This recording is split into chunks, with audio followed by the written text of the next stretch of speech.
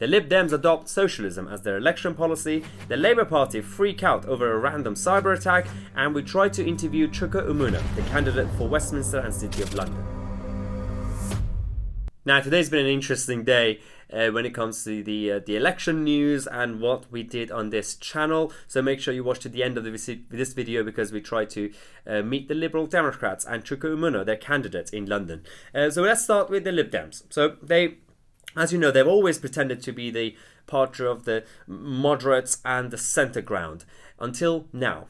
They have a new policy to give each adult in the UK £10,000 for no reason, for education purposes. And but let's have a look at the details of this. The Remain establishment were in perfect harmony this morning when Sam Gyimah decided to launch a new Lib Dem policy on skills and education from Tony Blair's son's firm. The Lib Dems announced the new policy of £10,000 of education for each adult in the UK.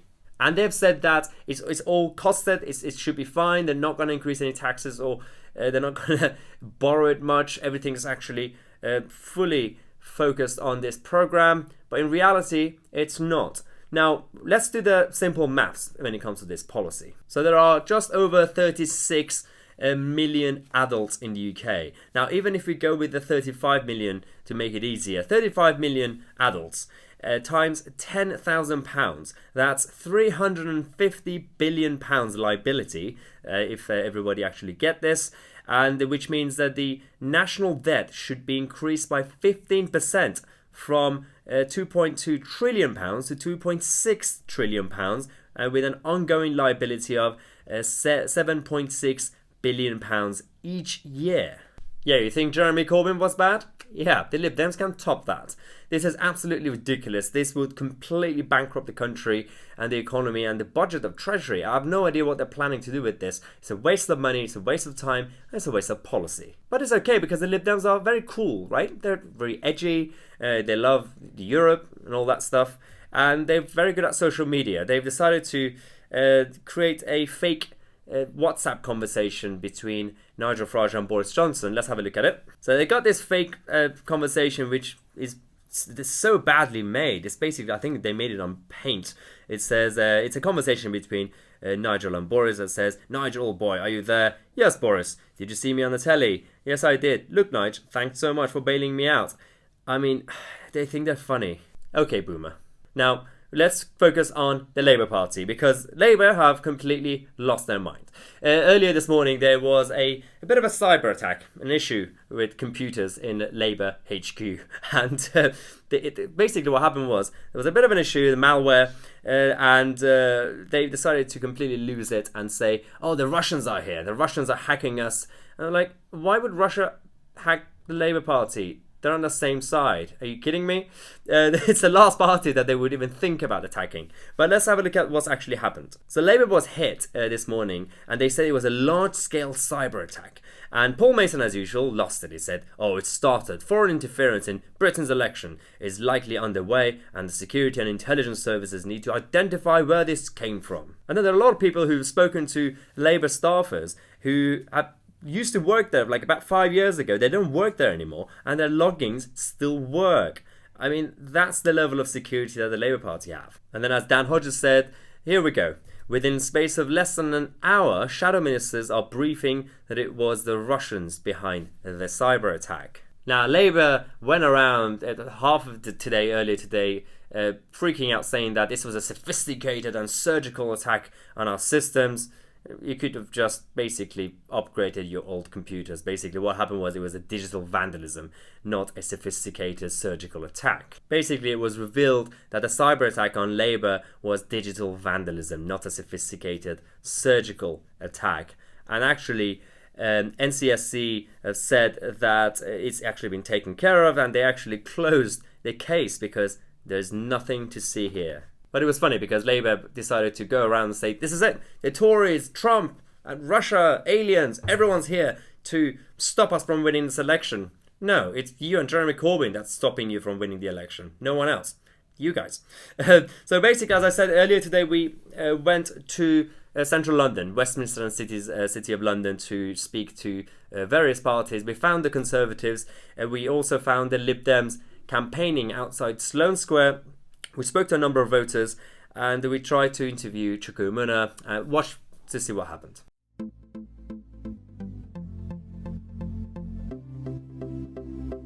So we're outside the Conservative office in Westminster. We're going to have a chat with them to see how their campaign is going.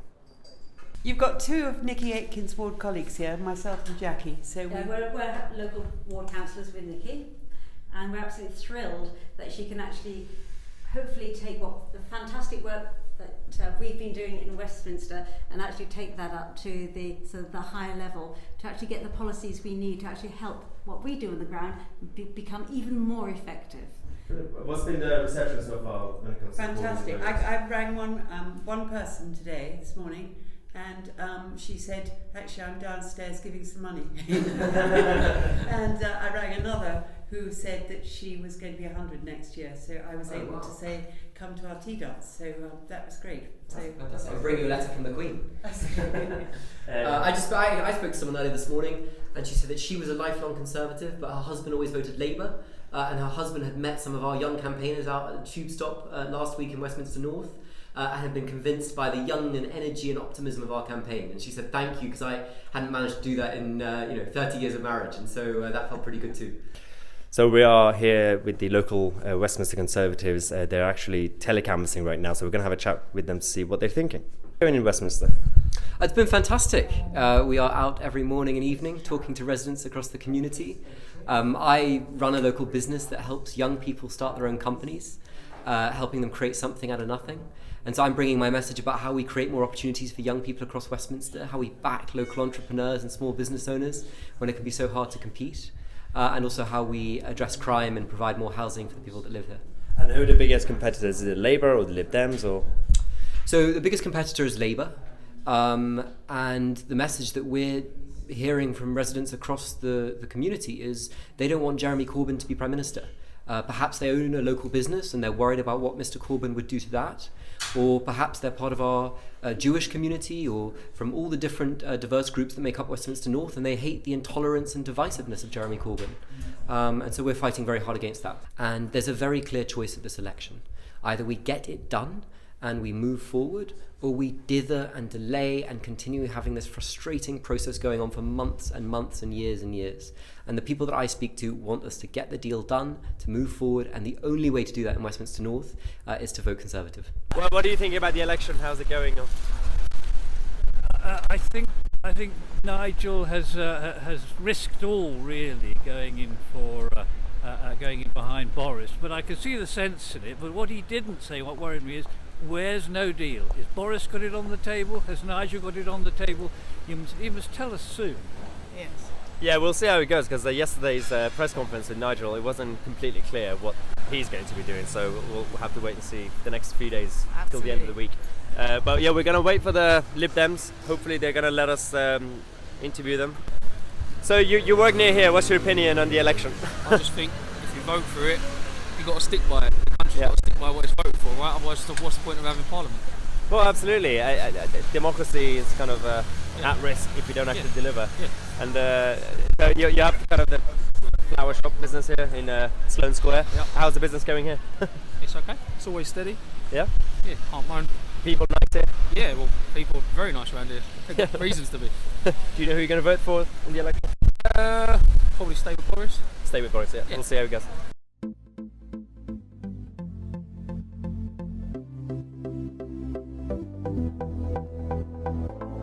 Yeah, as you saw, basically we tried to interview the Lib Dems, and Gyimah decided to basically run away and hide. They said that we're not allowed to speak to anyone, we have to go through the right channels and ask permission. Basically, do you even have a license to interview Lib Dems? That was the question. So we couldn't do that as usual, and but we had a couple of clips of them getting ready to campaign in the rain, so I feel sorry for them. But as you know, we're traveling around the country during this election. If you want to find out where I'm going to be, make sure you follow me on social media, Twitter and Instagram. I'll keep you guys posted where I'm going to be traveling to. Towards the end of this week, tomorrow I'm going to be in Kensington. I'll post the details later tonight on Twitter and Insta. And then towards the end of the week, we're going towards Crewe, Stoke, Newcastle, and it will be interesting. If you guys are around, as usual, you could come and say hi, meet us. And make sure that you subscribe to the channel and click on the bell next to it so you get notified. I've been told earlier today that there's a lot of shadow banning on YouTube. A lot of people came to me actually earlier today on the street saying that they randomly checked YouTube and somehow they were unsubscribed on the channel. So make sure that you double check that you are subscribed. I don't know what's happening with YouTube, but they are shadow banning us for some reason. It's not like we're saying anything controversial on this channel, right? We're the good guys. So that's kind of what we are. As usual, we could check out the merchandise that we have in the link. The link is in the description. We have the new t-shirts. All I want for Christmas is Brexit. If you want to check out that and the other merchandise and designs that we have, as I said, the link is in the description. As always, I'm Tousi, and I'll see you tomorrow with a new video.